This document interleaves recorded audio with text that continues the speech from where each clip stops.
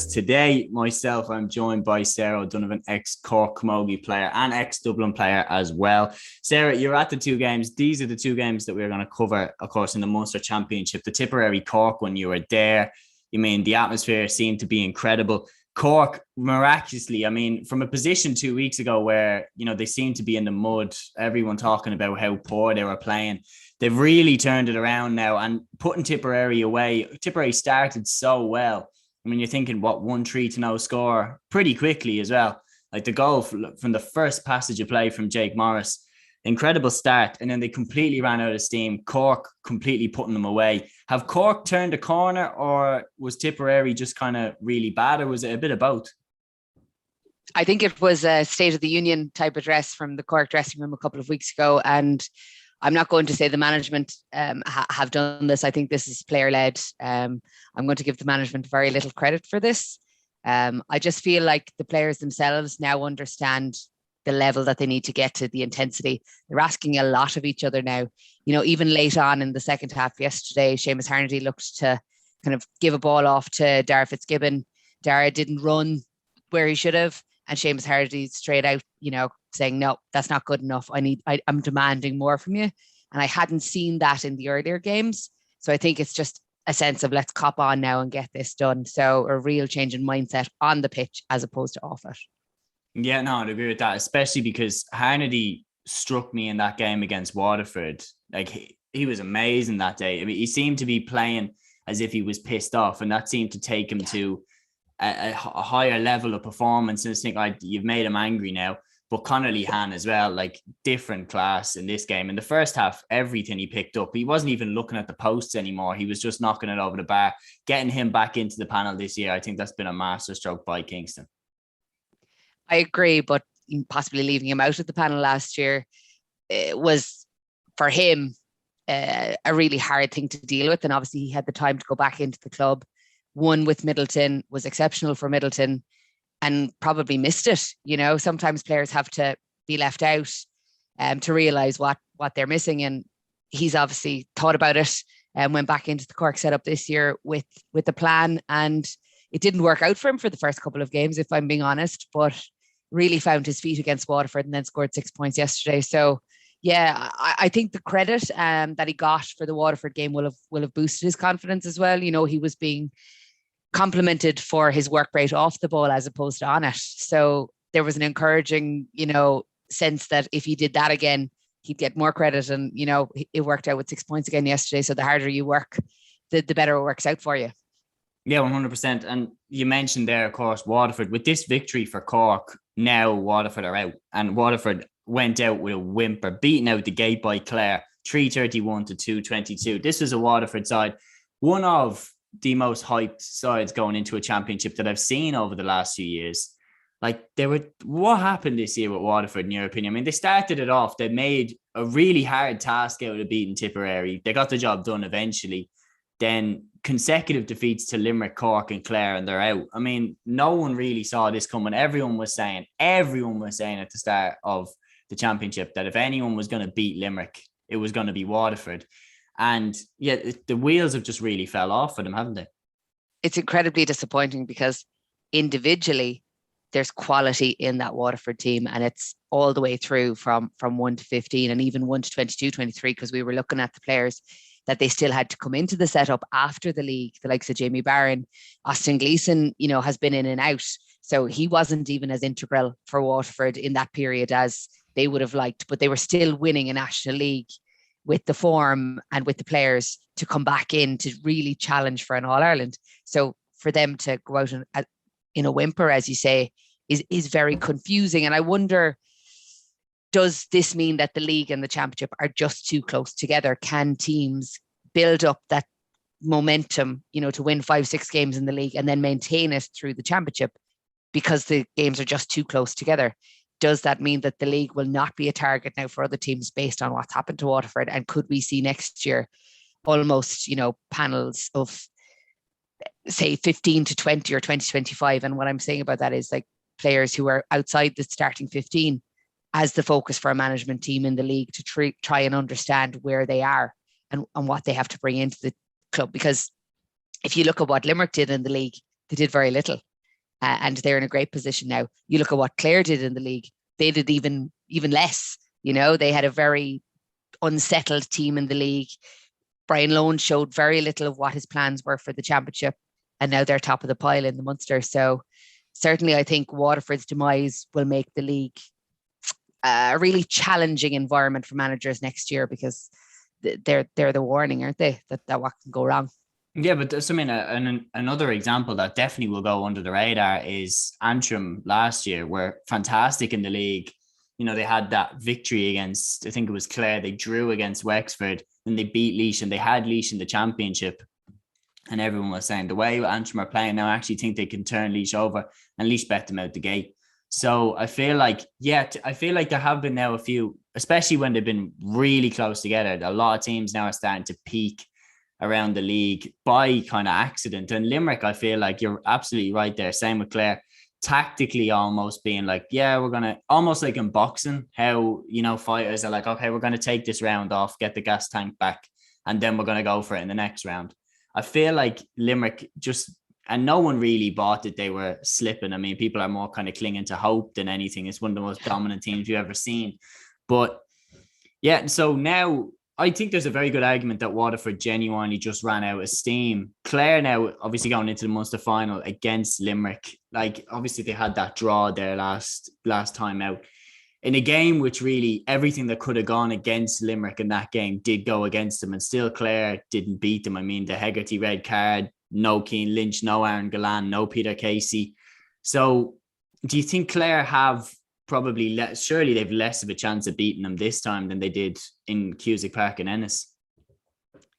I actually really fancy Clare to do a job against Limerick. They had 6 changes yesterday against Waterford and put up a score of 331. Was it something ridiculous? Players on the fringes who haven't made much of an impact in the Munster Championship really to the fore. The likes of David Reedy coming back in, just really sharp, really fit. I think that Clare will have learned a lot over the last 6 weeks about where their players are. And what I liked about yesterday was actually that Peter Duggan, who didn't play well in the previous game, was left in yesterday, because he obviously, to Brian Lohan, said, okay, he's good, but he's not as good as he could be, so he needs more game time. Whereas he looked at Kelly, he looked at Conlon, he said, yeah, they've done enough. Diarmuid Ryan's done enough. Let's give him a breather, because we want them going at full tilt in the Munster Final. Tommy Walsh actually had an interesting viewpoint on News Talk, where he suggested last week that you can't turn up and down the dial, even if you think that you can, and that teams need to go full out.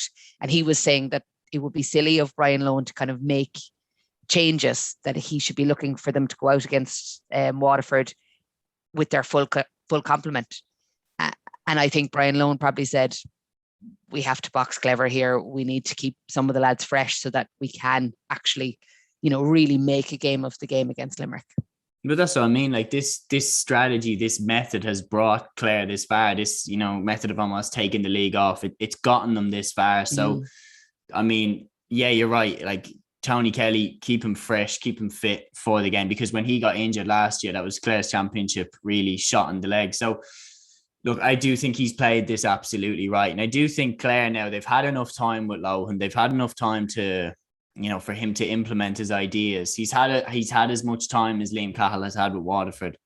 I could be wrong, but I think they were both hired in 2020. So he's had enough time there to really implement his ideas and what he wants to do. So I think now is the time. If right now, I probably would back Clare to be the next best to Limerick. But then again, I wouldn't be surprised at all if Clare got beaten by a Cork or by a Galway. But it's just, Limerick showed in 2021. 2020, when they beat Galway in the semi-final, they showed that they have Galway's number. Obviously, it's a change Galway team, but Cork in the last year, I can't get that performance out of my head, how good Limerick were against them. But Clare, Clare in that game, I'm saying this with Luke, that's the first game that Limerick haven't won in the championship since 2019 All-Ireland semi-final against Kilkenny. That's crazy.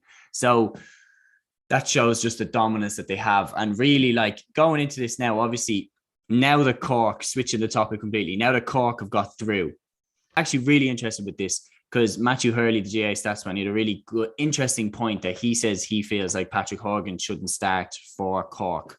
He feels like they're better with him coming on as an impact sub and better starting with pure pace.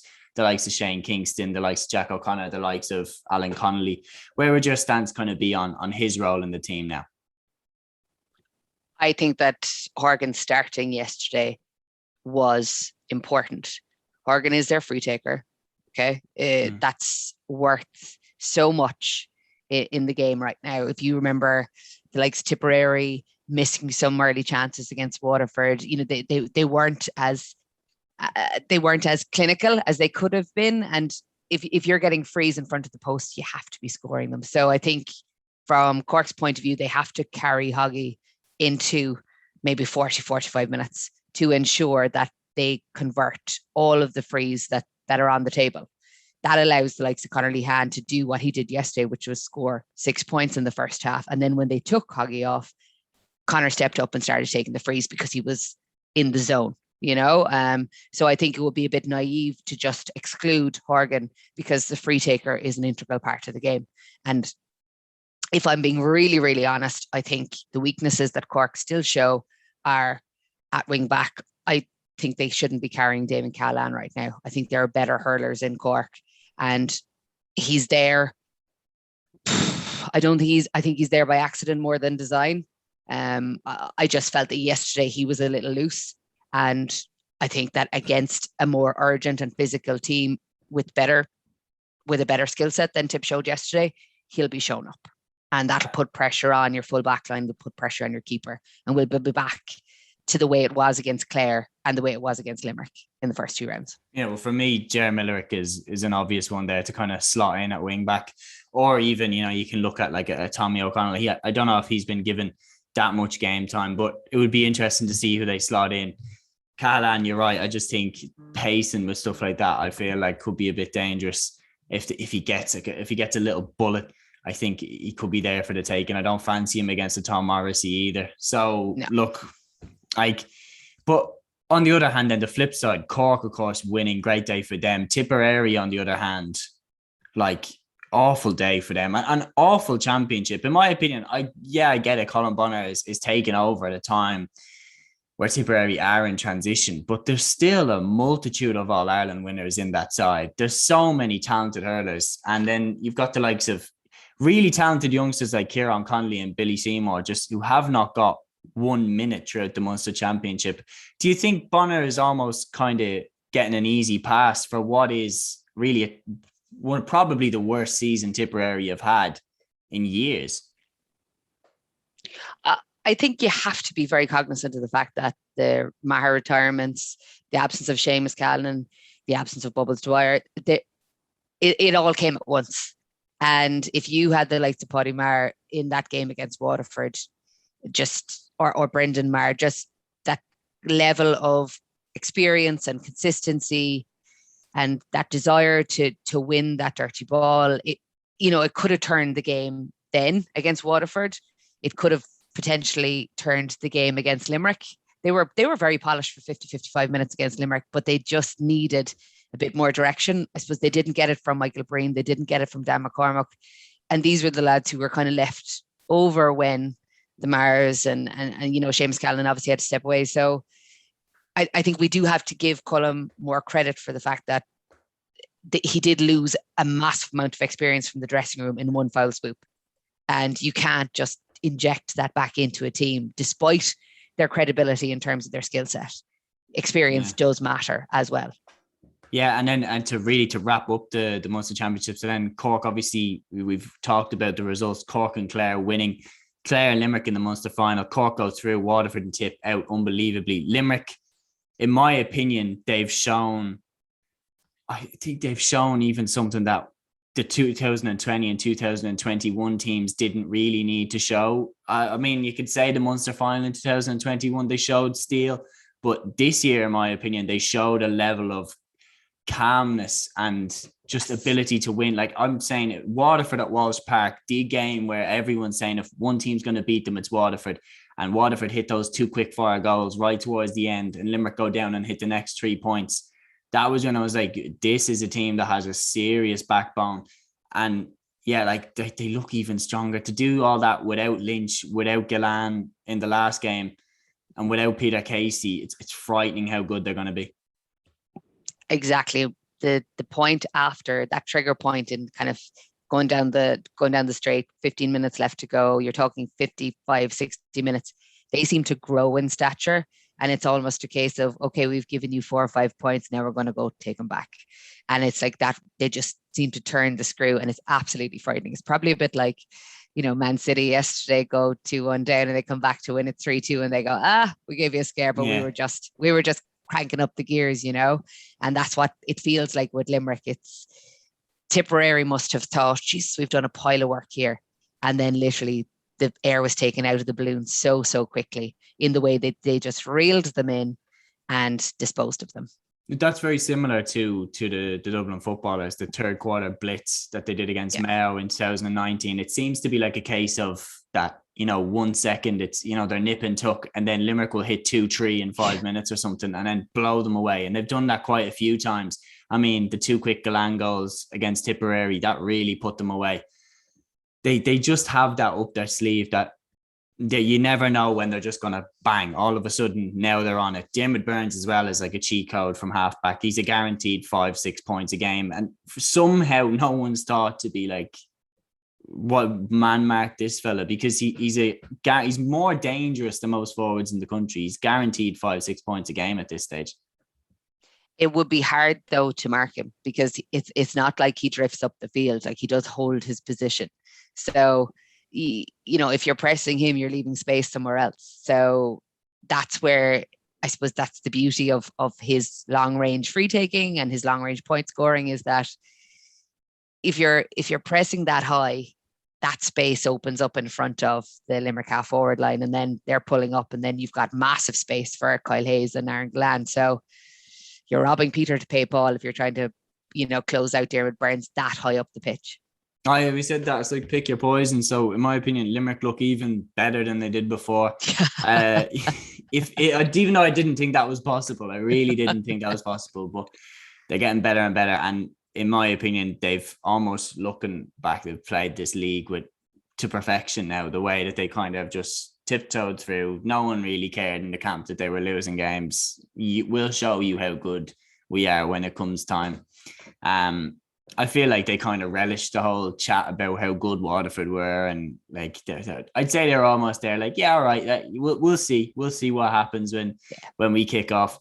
And yeah, they've been excellent. And well, if you look at what they're trying to do, look, this is we grew up in the noughties when Kilkenny were the dominant team, and Kilkenny were an exceptional group, with peppered with talent from start to finish, from JJ Delaney right through to Tommy Walsh, into midfield. You've got Henry Shefflin, you've got Eddie Brennan, like all these, players who have become, I suppose, who became household names, and they won title after title after title, and it became boring that Kilkenny were winning so much.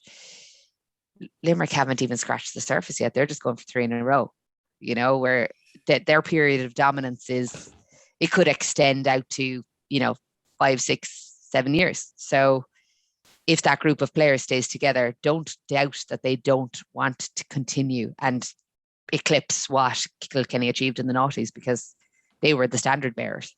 And I really think they can. I mean, you're talking about 2019. Limerick played Tipperary in the Munster Final and beat them out the gate, and then Kilkenny took Limerick out in the semi-final. But if you remember, there was that sideline from Darragh O'Donovan, which clearly, let's be honest, hit the Kilkenny player's hurl and went out. Should have been a 65, which Diarmaid Byrnes or Gillan probably would have converted. Then you've got extra time, and then we don't know where that goes from there. And Limerick could potentially be sitting here today on 4 in a row already. And potentially going for the 5th this year. So, as far as I'm concerned, having seen what they did to Tip in the Munster Final in 2019 and the subsequent Munster Finals after, I think Limerick would have beaten Tip. So it would all would have come down to that extra time against Kilkenny, and Kilkenny were gassing towards the end. They were hanging on. So yeah, they have. Yeah, well, if you look what they did to Cork in the 2018 extra time, they absolutely demolished Cork in that 2018 extra time. So you're right. That Tipperary team is lucky that Kilkenny disposed of Limerick the way they did in the semi-final, because you're looking at Tip not having had a title if Limerick had got their hands on them, I think. Yeah, well, we're saying all this, and then we're still saying that Clare can potentially take them in the Munster final. But like, what in your opinion? I wonder though, is that a separate thing? Should it be taken on its own merits? Potentially, that Clare game on its own. Yeah, as a one-off. Yeah, because if you look at Cork, yeah, if you look at what Cork, Cork did beat Limerick in a Munster final. Was it 2018? And yes, it was, I believe so. Yeah, and quite comfortably so. And then obviously it meant nothing, when it came down to it. So I certainly think that Clare team over 70 minutes could beat Limerick, but it might not necessarily mean they'll beat Galway. I feel like that. I feel like Clare are fantastically talented, but I feel like as I think I said to you off camera, I said, look, they're the type to get an injury. They're the type to miss a player. And then once those players have been gone, they do not cope with it as well as Limerick do. Like Limerick just plug Cathal O'Neill in, and all of a sudden he's able to somehow replace the hurler of the year. Like, obviously not to the same level, but they're able to carry on without someone as talented as he is. So yeah, there'll be a full preview coming for that Clare versus Limerick game. But yeah, as it stands, Limerick looking better and better. That's the Munster Roundup here on Play on GAA. Thank you to Sarah for coming on today. And keep an eye out for the Leinster Roundup as well. And until next one, guys, take care.